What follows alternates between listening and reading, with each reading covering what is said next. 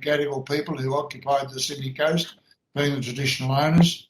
And on behalf of the Randwick Local Planning Panel, I acknowledge and pay my respects to the elders, past and present, and to Aboriginal people in attendance at this meeting today. This public meeting is being recorded, and the recording will be placed on the Council's website following the meeting. Today, the meeting is to consider three matters, and we will deal with them in the order that's shown on the agenda. The panel members today, myself, Gary West, I am the chair of the panel.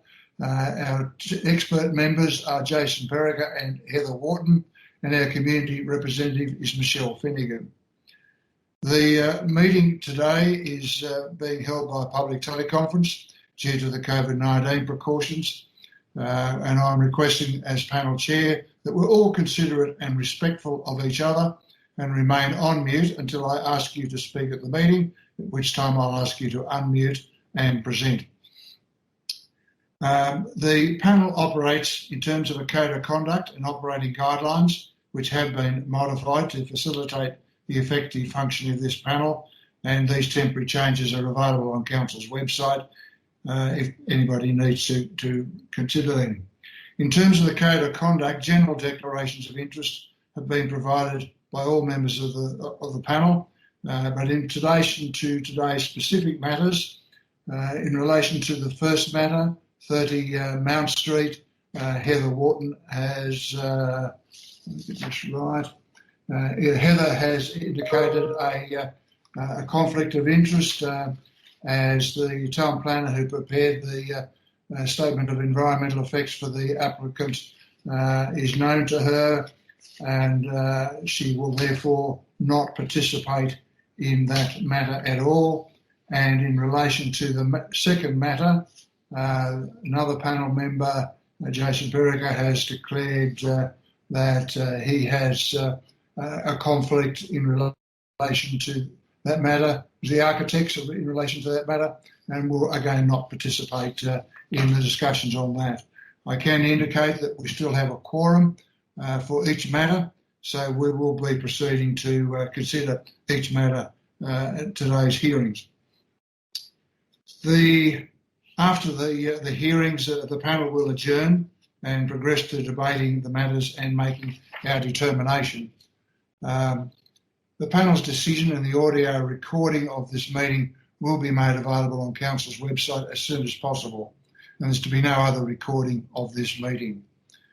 The panel, as I said, will consider the matters in order. So the first matter is at 30 Mount Street, Coogee. The panel, I can indicate the panel has been provided with copies of all the submissions that were received during the public exhibition of the DA, and also the late submissions that have been received by Council and have been forwarded to each of the panel members.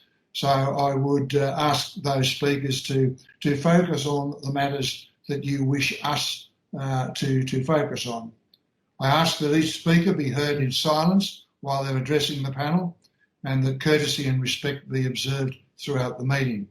There is to be no personal criticism directed at any speaker or council staff, and any such criticism would be contrary to the panel's code of conduct and won't be accepted by me as chair. Panel members may ask individual presenters questions to make sure we can clarify any understandings to understand what is being said, and if we need further information, the panel may decide to defer the matter for a further public meeting or to deal with the matter electronically. But again, we can't make those decisions until we get to that deliberation point. So I think that's all the preliminary I have. We have, in relation to 30 Mount Street, we do have 4 objectors and a speaker on behalf of the applicant. On the other matters, we do have councillors who've requested to speak, and they will speak first, but we'll go to 30 Mount Street first. The first speaker is Mr. Anthony Lentham. Mr. Lentham, you can unmute and present, please. I'm just going to share a presentation. Can you just let me know when that's... Yep. We've all been sent that. Has that come on screen? Yes. Great, thank you. Good afternoon, my name is Anthony Lenthen and I own 312 Allison Road, where I live with my wife and 2 young children. I'm here to explain the impacts of this development on my family and our neighbours at 310 Allison Road and units 1, 2, 3 and 4 of 38 Mount Street, all of which are on the southern side of the development. The proposed development will result in a practically continuous 7 to 8 metre high wall, 1.2 metres from our back boundaries. For us at 312, this will totally eliminate all privacy for outdoor and indoor living and entertaining areas. The development will block almost all winter sun to our outdoor garden and entertaining spaces and will essentially hem in our entire property. Such impacts are extreme, and I do not feel that the examination and report provided to the RLPP is fair nor reasonable in its assessment. Indeed, the issues register provided to you describes impacts regarding privacy, bulk and scale, and amenity and visual impacts of neighbouring properties as not significant and having no adverse effects. Council declined my invitation to visit our properties, and I feel that these conclusions are simply unreasonable, incorrect, and can't be relied upon. Regarding solar access, the issues register states that the proposed development is considered satisfactory. However, section 5.5 of the applicant's own SEE describes solar access as only, and I quote, largely compliant apart from number 3112 Allison Road, close quote. It then states, quote, the proposed development aims to provide an acceptable and compliant amount of solar access to all the immediately adjoining properties apart from number 312 Allison Road, close quote. Why aren't these non-compliances even mentioned in the report provided to you? Have they even been considered? The proposed plans are also non-compliant as the basement protrudes more than 1.2 metres above ground level and the appropriate 1.2 metre side setback has not been provided to the top storey. I do not understand why council would consider these defects as acceptable considering their significant impact on our and other properties. The adverse effects on our properties are severe and have been outlined in detail with pictures and diagrams in our objections. I hope that you have the opportunity to review these in detail as the report provided to you does not adequately capture them. The developers themselves have implicitly conceded the severity of these impacts by attempting to persuade me and others to withdraw our objections by threatening to build a CDC compliant house that does not require council approval. I ask only that residents be given at least the same consideration as the developers and that the development be either refused outright or at the very least the changes as proposed by Phillip North be made conditions of approval. The proposed DA sets a dangerous precedent for allowing non-compliant development with complete disregard for surrounding residents. Thank you. Okay, thank you very much. Can you take that screen back? Thank you. Panel members, have you got any questions of Anthony in relation to this matter? No? Okay. Thank you. Thank you. Take that into consideration when we're doing our deliberations. Now, next is Matt Evans. Can you unmute, Matt? And hello. I'm just presenting now. Okay. Thank you. Please confirm that you can see that. Yes. Okay. Good afternoon, panel. My name is Matthew Evans. My family and I own and live in 526 Mount Street. We purchased the property in March, having no awareness of the application to develop 30 Mount Street. We strongly dispute the proposal as it stands today, which is why we lodged our appeal on the 12th of April.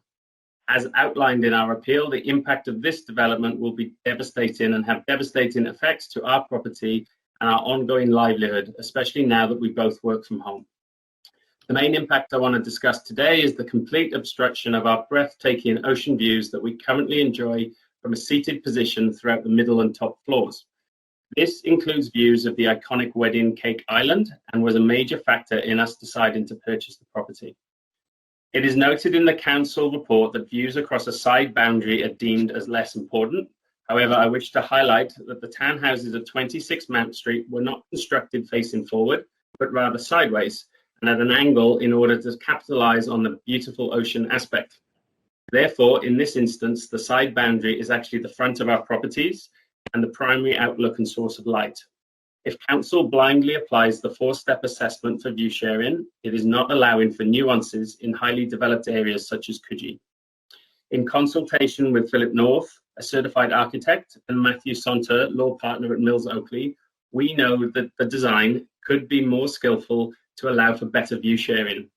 Small changes can be made that would lower the building height by 1.2 metres, benefiting all neighbouring properties whilst still delivering the same financial outcome to the applicant. Finally, it would be remiss of me not to express that this development will be equally devastating for our adjoining neighbours. They have decided to withdraw their appeals in return for a height reduction of 55 centimetres. However, this is not an outcome they're particularly happy with, but the continued threat of a much larger CDC building should an appeal succeed led to their decision. It feels to me very unjust that a developer can come into the area and employ bullying tactics on your constituents, many of whom have lived in their properties for over 30 years. So to close, this proposal delivers a very one-sided outcome in favour of the applicant. We feel the 55 centimetre reduction is not enough given the overall impact it will still have on ourselves and other surrounding properties. Philip North will next illustrate that there are further amendments that would make a huge difference to the livelihoods of the residents of 26 Mount Street, whilst providing the same outcome for the applicant. The first section of Randwick City Council's mission statement states, working together to enhance our environment. We ask that you please stay true to this mission and consider our recommendation for the full 1.2 metre height reduction or not approve the DA as it currently stands. Thank you very much for listening. Okay, thank you, Matthew. Panel members, any questions of Matthew? No? No? Okay. Michelle? No? No? Okay, thank you. Thanks, Matthew. We'll certainly take that into account when we get to our deliberations. Next is Mr. Philip North. You can unmute now, Mr. North. Right, thank you very much. Now I'm just trying to share my content, but I'm not quite sure if this is seems to be working. Can anyone give me a bit of assistance here? I certainly have a copy of your presentation. Do the other panel members have a copy that you can refer to? Yeah, they're both nodding. So okay, all right. Well, maybe I don't need to. Maybe I don't need to share it. I can just direct you to it. This is the landscape presentation. So of course. I'm speaking on behalf of the two previous speakers in a professional capacity. I should note, however, that although I prepared a submission for the owners of units 1 to 4 of 26 Mount Street, they have come to an agreement with the applicant and chosen to. There we go. Thank you very much. Okay. And chosen to withdraw their submission. Now, I think my clients have more than adequately expressed their concerns which relate to overshadowing for the property to the south, which in terms of that property, really it's only left with about 1 to 2 hours of satisfactory solar access in the afternoon. Its current generous allocation of sunlight throughout the morning would be almost completely obliterated. And of course, in terms of the property to the north, I would argue that the loss of views is fairly catastrophic. They would lose iconic views to Wedding Cake Island and Coogee Headland and the land-sea interface from their primary outlook. Now, I think there's a very simple way to moderate the impacts so that they achieve an acceptable balance between the development site and my client's amenity. Now, I do note that the existing proposal, as it stands, includes extremely generous internal ceiling heights. Now, if we turn to the requirements of the DCP, which are probably on the next page, if we could. Thank you very much. 3.3.1. The DCP requires 2.7 ceiling heights for living areas, but it would revert to the BCA for ceiling heights for bedrooms and bathrooms and so on. And of course, bedrooms can be 2.4 and bathrooms and corridors can be as little as 2.1. And those are commonly accepted as being acceptable internal ceiling heights. Now, my proposal is that the currently generous ceiling heights be moderated, as I've suggested in 3.1.2 on that page. So, for example, the basement ceiling height could be reduced from 2.8 to 2.4 metres. which is very acceptable ceiling height for a basement, which allows for the operation of your roller door and so on. The ground floor ceiling height is currently 3 metres, but could be reduced to 2.7. Once again, a very acceptable and comfortable ceiling height for a living area. And if you've got any, if you do want ducted air conditioning, which some people do, and other services, they can go in the ceiling space above corridors, bathrooms, and perhaps a bulkhead over the kitchen. That's more than possible to do. The first floor ceiling, which is where the bedrooms are, could be reduced from the very generous 2.9 metres to a perfectly acceptable 2.4 metres. If the ceiling is raked, that 2.4 metres could extend up to something like 2.7 at its highest point. And then in addition to that, if you moderate the roof pitch to, say, 3 degrees by using an appropriate roofing material such as trim deck, you could lower the overall height even further. Now, this would lower the overall building height by up to 1.2 metres, as opposed to the 550, which is currently provided for in the conditions of consent. If we turn to the next page, please. I've illustrated how this might work with the red amendments, red notations on that plan. So as you can see, a little bit of space taken out of each level, while not dramatically affecting the ability of the proposal, would actually have a major benefit to the amenity of my clients. Now, I am a practicing architect. I've done design buildings like this on many occasions in the past, and I'm confident this is perfectly workable. Now, this could be very easily achieved and implemented by the panel. If we could turn to the next page, please. Simply by implementation of the condition that's shown here, and I've drafted it for you already.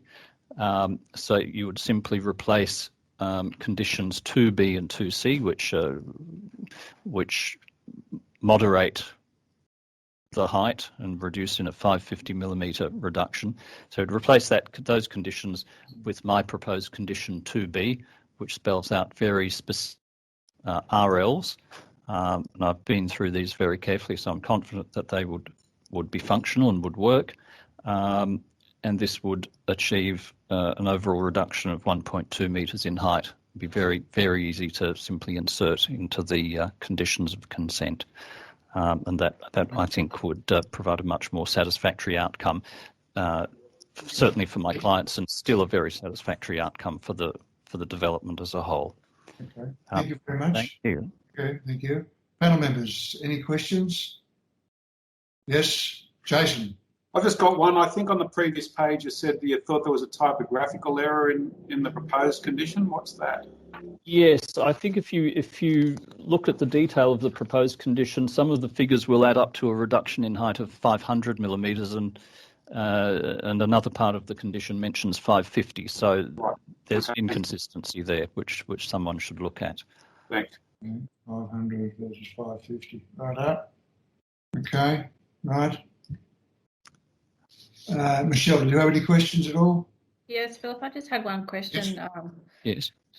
Mr. Evans mentioned before some of the bullying tactics that were involved in the compromise of residents of Mount Street. Can you tell us a little bit about that? Sorry, I missed some of what you just said, the something tactics.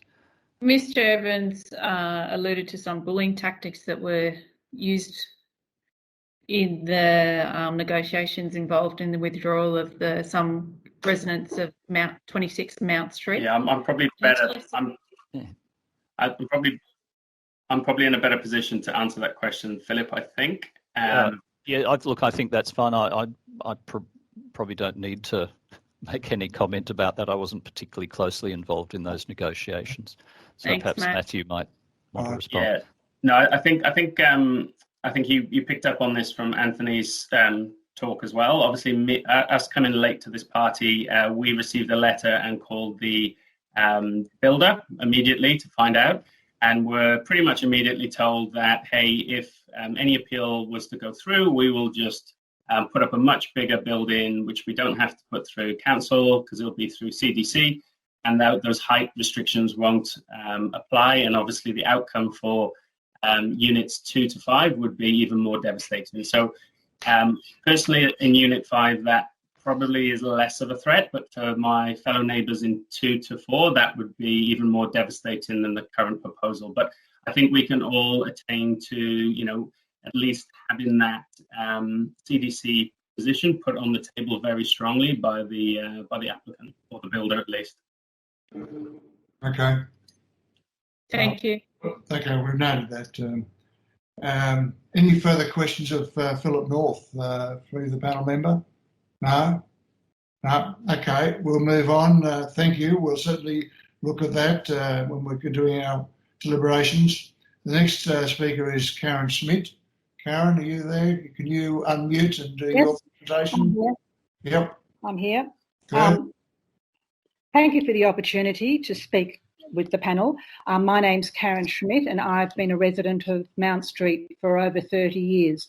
My major concern is regarding parking for the residents who do not have access to off-street parking in Mount Street, which includes myself, residents at 33, 33A, 37 and 39 Mount Street, as well as over 20 apartments up the road from the DA development application residents. So there are a lot of buildings here in Mount Street that do not have any access to off-street parking.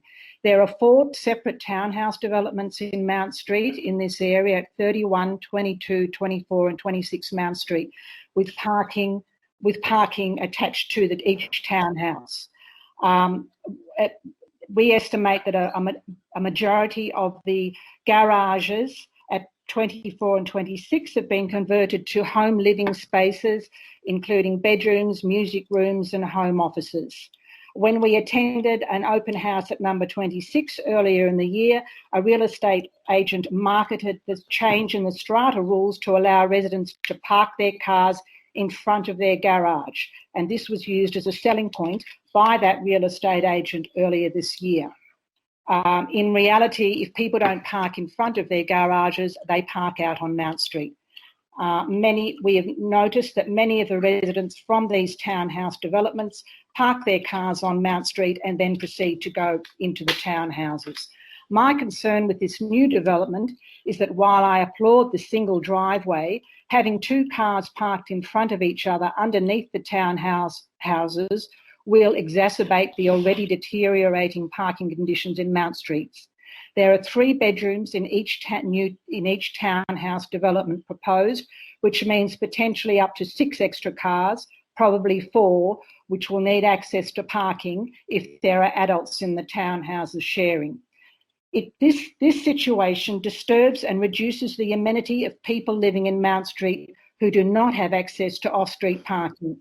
For these residents, leaving your home between 3 to 6 p.m. any weekday reduces your chance of getting a park within a block of your home, a situation far worsened on the weekends.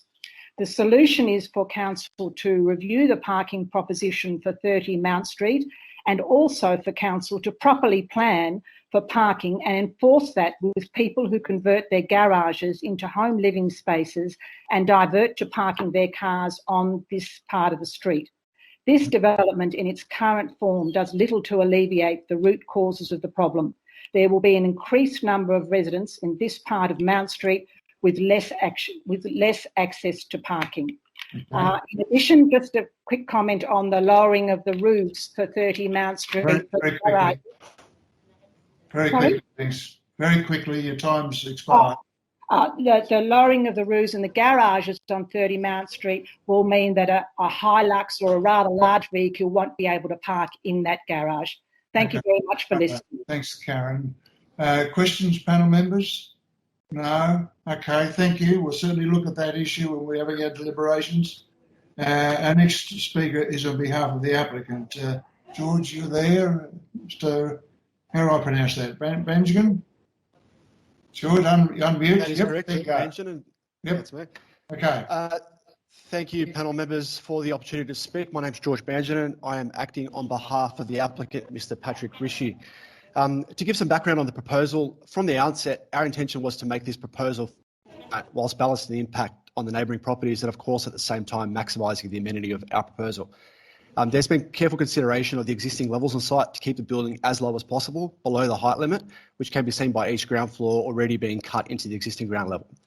The DA was lodged at the end of November 2020 and just missed the cut-off for the Christmas notification period, so it showed up as lodged on the council website but was not sent out for exhibition for a month, which meant there's about 10 objections just from residents saying they haven't been notified.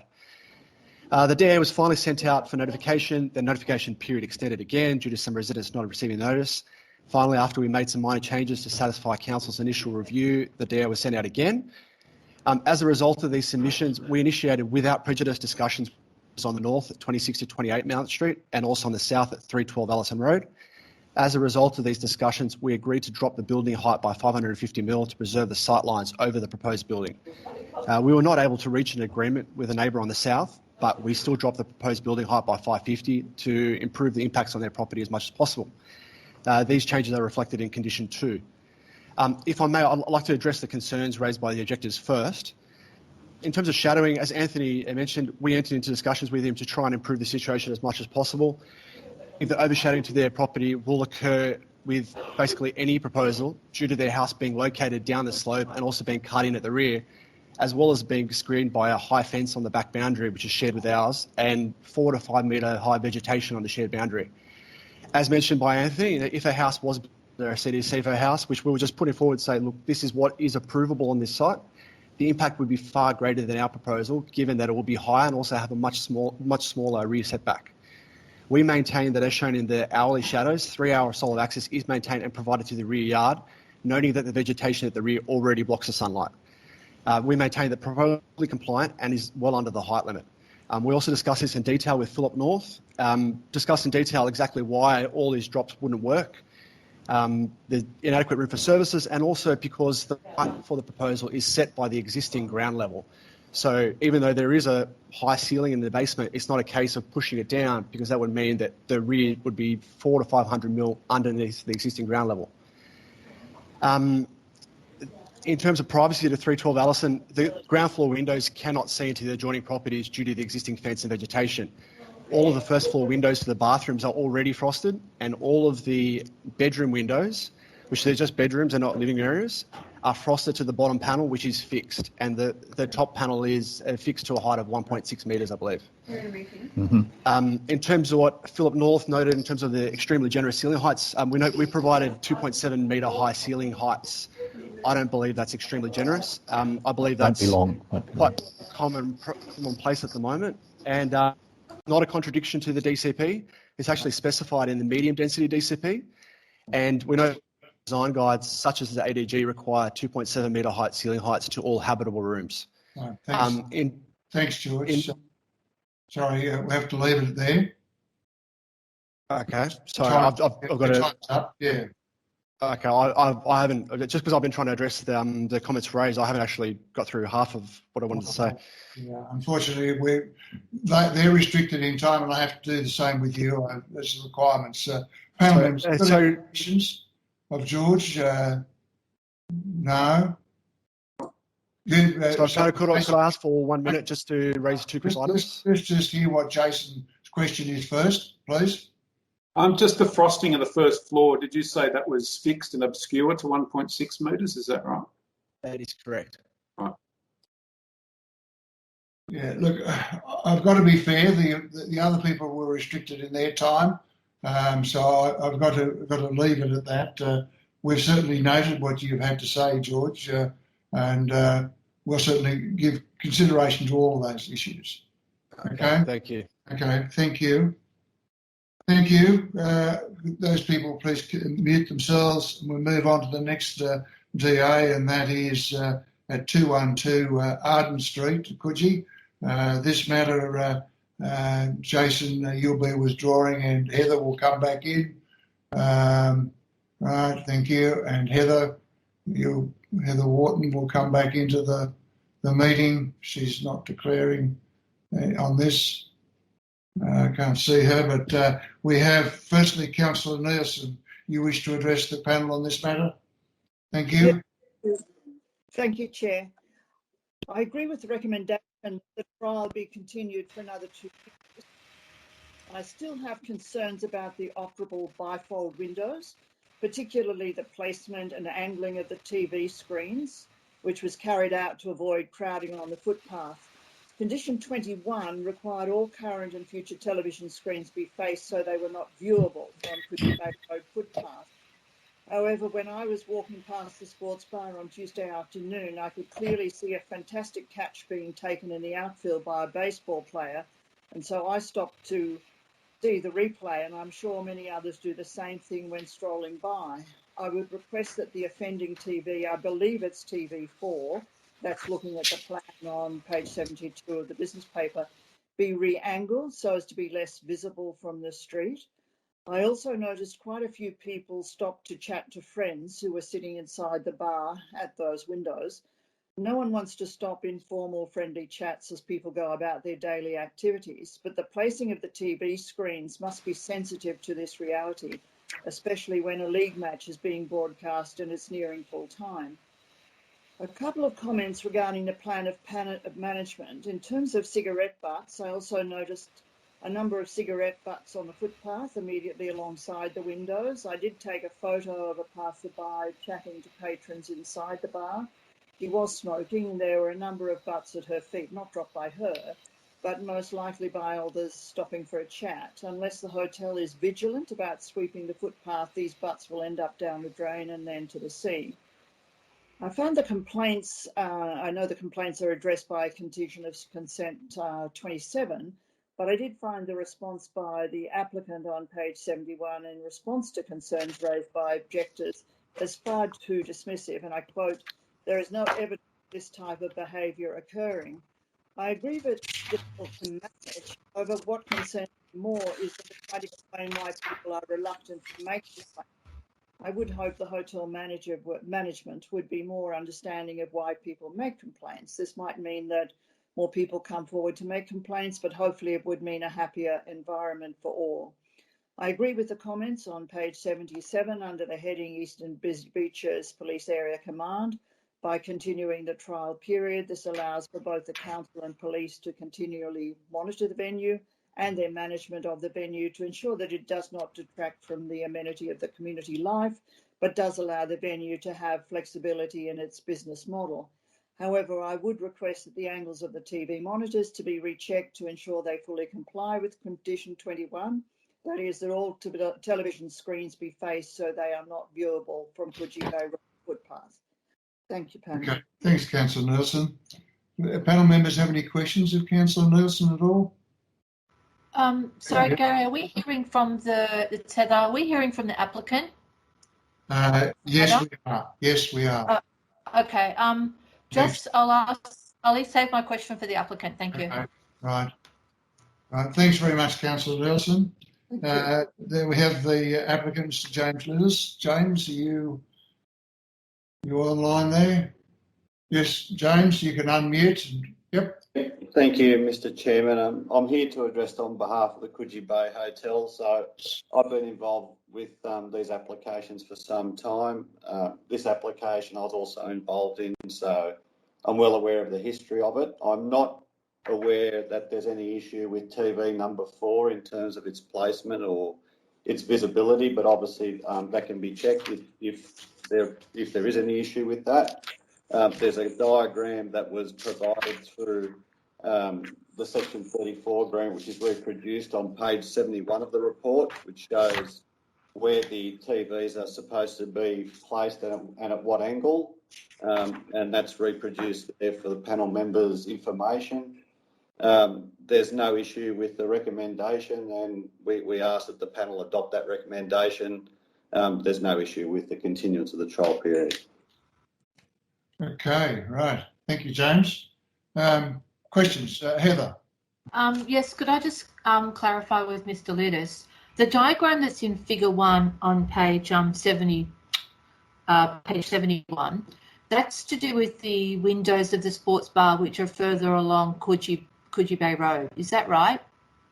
What do you mean by that? So figure 1 isn't related directly to this application, which concerns the other 2 windows. Am I correct in thinking that? No. So figure 1 shows the subject windows? Correct. Oh, okay. Because when I was there, when I looked through the windows that are currently closed, not the windows further along, because I thought windows 1 and These are 2 were the large windows that are already open. Yeah. So what's your question? Oh, sorry. So figure 1, those windows aren't this windows where the issue is whether they should be open or closed. Am I correct in? They're the windows that are in question. In figure 1? Yes. Okay, because there's the window is partially covered by a like an advertisement. Okay, sorry, James, have you got figure 2 or figure 3? Heather, are we talking about 68? figure 1 on page 67 or figure 1 on page 71? Oh, figure 1 on page 71. Right, thanks. Right, now you want to go to figure 3 on page 68, Yeah. Heather?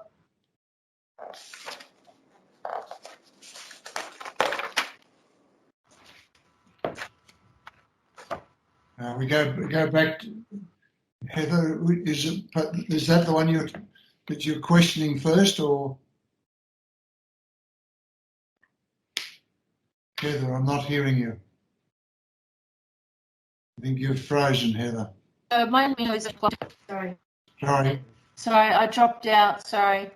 Yeah.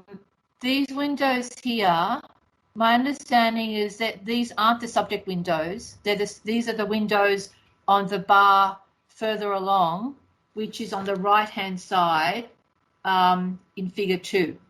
Those ones. Right. Yep. Is that right? Is that not? Am I not right there? No, you're not. Oh, so these windows are okay. You're So talking figure about 3. windows to the left. Sorry, Jamie, you're breaking it too. Okay.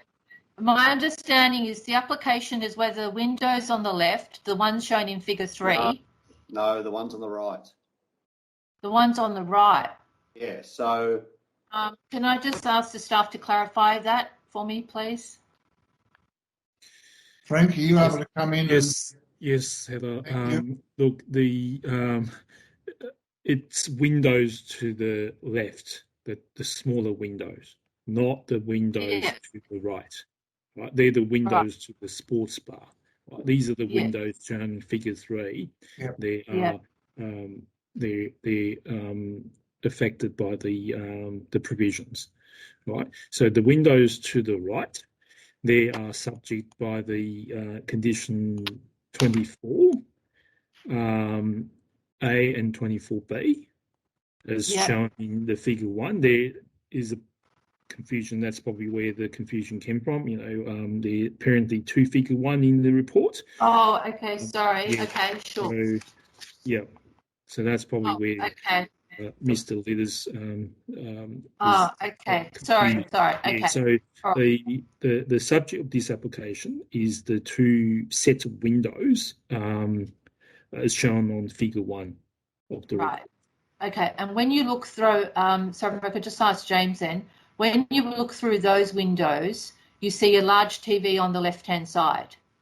Is there any requirement about governing the angle of that TV? No. Okay. But there are for the windows that are further along, shown as W1 and W2. They're on the screen. The reason for that, Heather, is because of the size of those windows. Right. Subject to, because they're the ones that are larger, and when they're in an open position, they allow. Well, obviously there's an issue that's been previously raised, and these conditions seek to deal with that visual impact, or causing people to stop in the street and look at the televisions. If they're not directly visible, then that stops the issue.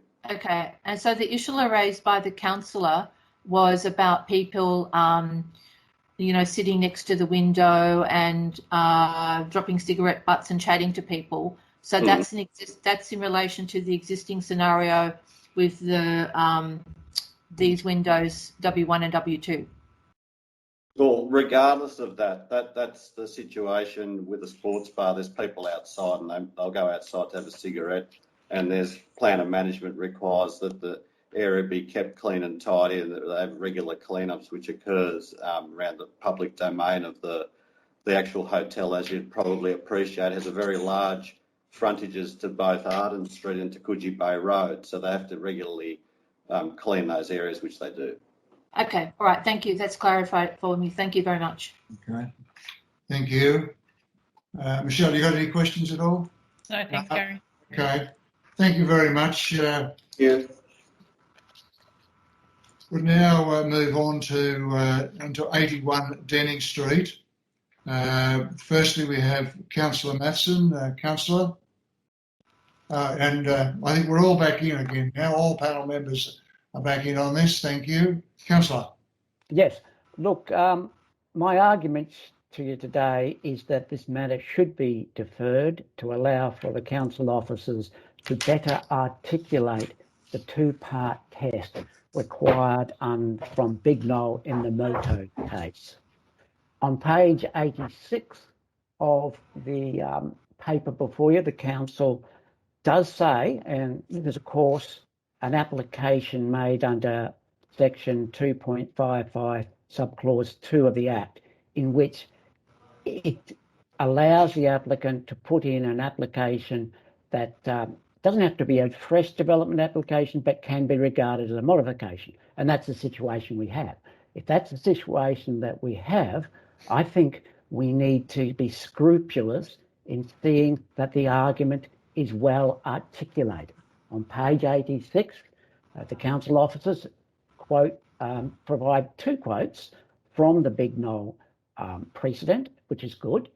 One of those quotes on page 86 outlines how the required comparison between the previous consent and what is proposed is to be achieved. It says, I'll use his words, rather the comparison involves an appreciation, qualitative as well as quantitative, of the developments being compared.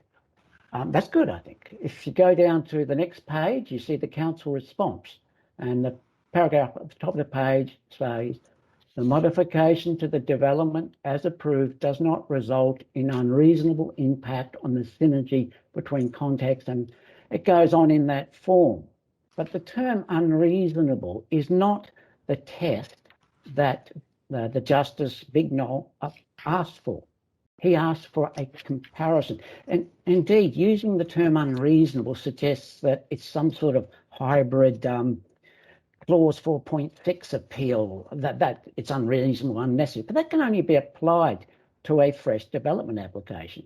I do feel that it would be helpful both to the credibility of the proposal, the modification of the views of residents, that we do defer, or you do defer, to allow for an actual comparison that A, does do a quantitative assessment and a qualitative.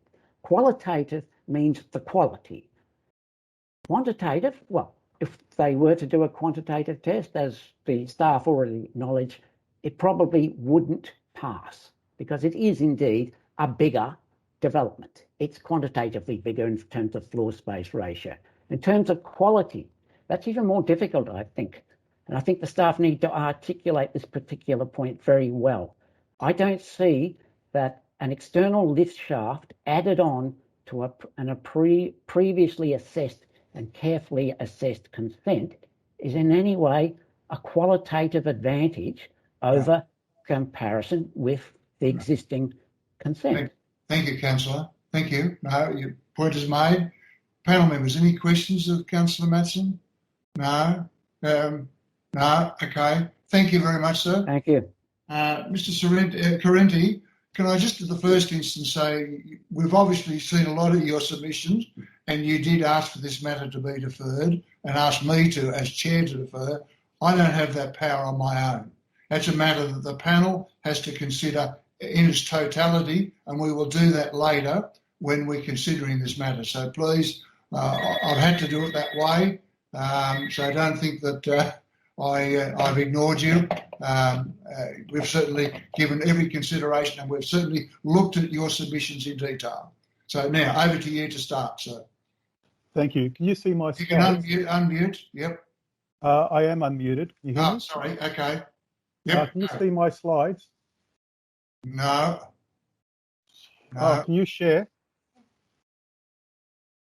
my slide? It's where is it? Is there before? Hold on. There we go. I just click this one. There we go. Can you see my slide? Not yet. Okay. Did you see a copy of this presentation? Should the council be able to put them up on some type of display? Did you share these with council? Yes. Right. I sent them to council yesterday. Right. Is there a sharing function here? It's on my computer, but not, it's the first time I've.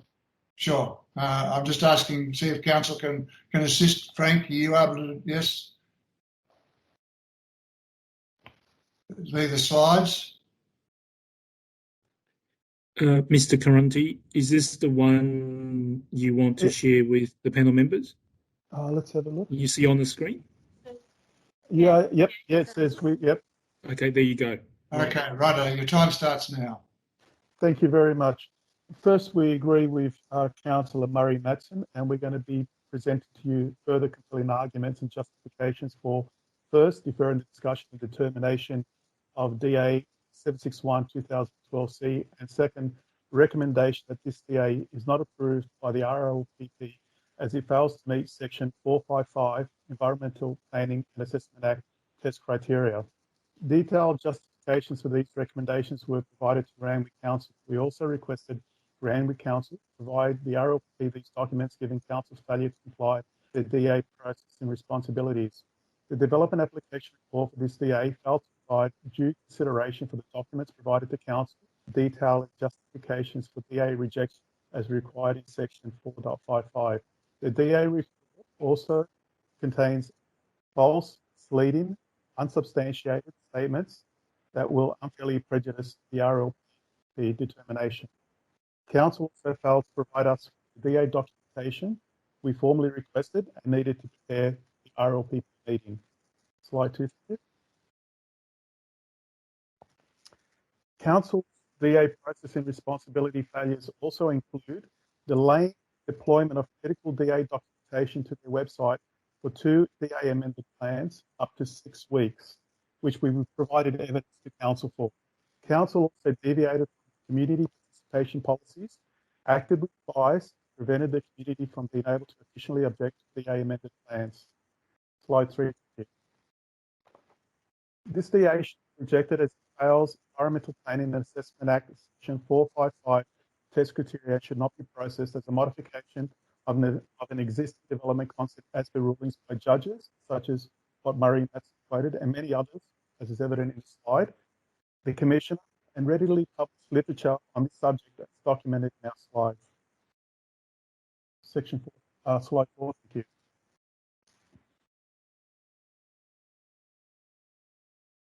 As is clearly evident in the slides, the original consent to the images that come up. Yeah, that's right. We've seen those images. Okay, great. Yep. It says the original consented to and proposed west elevation diagrams clearly demonstrate the addition of a large, bulky external lift core shaft spanning 4 levels is definitely not substantially the same as the development originally considered to, not even close, as these building elements were never proposed in the DA for which consent was granted. Slide 5. Furthermore, the DA fails the Section 455 quantitative test criteria by proposing excessive increases to building bulk, frame, floor space ratio, side setback variations, external wall height, all inconsistent with R2 low density residential zoning. How much more, Mr. Correnti, your time is up. Can you quickly now just summarise, please? Yes. Effectively, the proposal is definitely not substantially the same. It's large, it's bulky, it affects our amenities. We provide the proof to council. And I also just want to mention one last thing. We'd like to stress our son has lifelong disabilities and relies heavily on Ocean and Horizon views to calm and regulate himself. His quality of life is severely impacted by the proposal. Sure. which is not necessary, especially considering less impacting interior mobility solutions. Internal staircase lift are more appropriate, and given the severe amenity impacts and variations to development standards proposed. I also like to state that it fails the qualitative test criteria by proposing a permanent, excessive, unjustified overdevelopment of an R2 local residential zone. Okay, Mr. Carnegie, thank you. Members of the panel, have you got questions at all? Panel members? Okay, look, certainly we understand the point. I'm sorry I had to cut you off there. I've got to be consistent with the timing. We have read your material and we do understand the issues that you've raised. So thank you. The next is a representative of the applicant, Mr. Peter Ladouris. Yes, sir. Yes, can you hear me? Yes, can hear you loud and clear. Okay. I've sent slides to council and I'll show them at the end so I can read my speech. Sure. Good afternoon. My name is Peter Ladouris. I'm the applicant for the proposed development and I have been living at 81 Denning Street, South Coolidge for 11 years, together with my wife Marina and our 4 children. I believe council should approve our application as per the current revised drawing and not delete the upper portion of the lift core and new roof of the stair as recommended by council's officer. Reasons being, council officer made their assessment on view impacts at 202 Malabar Road based on zoomed up photos provided by the owner at 202 Malabar Road. These photos are misleading. Please refer to the photos I've provided showing the true views from 202 Malabar Road. These photos can be found by looking up the street address in realestate.com and in Google Maps. The photos were taken back in 2013 when the house was up for sale. You'll see our old house in the background. It is yellow coloured building with tiled roof. One of the photos has a red arrow pointing to our house. We renovated our house in 2015. The new roof profile is basically the same as the previous roof, but approximately 800 mils higher. The aerial photo shows the true separation between our 2 dwellings. Council has recently approved the addition of an entire 3rd level at our adjoining neighbour at 79 Denning Street, with a roof level of RLPP 7.65. The 3rd level is currently under construction. Please refer the PDF documents labelled 79 Denning Street, South Coolidge, and document labelled 81 Denning Street, front elevation with comments. Our stair and lift shaft roof level has been lowered to RL 57.67. This is only 20 mils higher than our adjoining neighbour, recently approved roof height, and is only in the southern side of our dwelling. It is also below the 9.5 building height line. If council is claiming that locally raising a roof over the stair and lift core should not be allowed because of view losses to property 202 Malabar Road, then why did council approve the addition of an entire level at 79 Denning Street at the same height as we are proposing? The footpath levels outside our dwellings are basically the same. Would like someone to explain this to us. If you look at the aerial photo, you'll see that 79 Denning Street is directly in front of 202 Malabar Road, not our property. Can you also please refer to document labelled 81 Denning Street artist impression with comments and the photo labelled 81 Denning Street, South Coolidge existing building? The photo was taken from the eastern side of Malabar Road looking towards the front of the dwelling. Looking at the photo montage and our existing building, you can see that the proposed lift shaft is recessed behind the existing building facade and blends in with the existing built form dwelling and the adjoining property on number 83, who, by the way, wrote a letter of support for this application. My last point, leaving the roof profile as is. I mean, council wants us to leave the roof profile as is. That would mean the only way we can access our roof terrace would be via an attic ladder that lowers down from the ceiling and the hallway over its first floor level. Please refer to the document labelled revised stair section with existing roof profile. This is not a desirable solution, but we will accept it in order to get my wife home from the rehab hospital. My wife has been in hospital for 10 months. Please do not defer this. We are desperate to get home. Our application has been with council for 5 months now. And my last comments, we implore you to consider our application fairly and on its merits. There are no significant impacts at 202 Malabar Road, South Coolidge. We are under 9.5 metre height line and comply to the setbacks. Actual additional floor area is around 23 square metres and a significant portion of that is below the ground level. Thank you, Peter. Thank you very much. Panel members, you do have my slides? We'll certainly make sure we get access to those when we're doing our deliberation. Yep. I can show them if you want. Yeah, no, that's all right. Just a moment. Panel members, any questions of Peter at all? No? Yes, Jason? No, sorry, Mr. Correndi. No, I don't. Jason? Yes, Mr. Dewitt. Yes. Sorry if I've mispronounced now. So did I hear correctly saying you are happy with that condition that required the deletion of the roof? Well, not happy mightn't be the right word, but you're accepting of that condition to delete the lift overrun and the roof change, is that right? My priority is to get my wife home, Right. and I'll accept anything council offers me. I can show you that, we're going to have to put an attic ladder to get to the roof, but, I just have to get my wife home. Yes, thanks.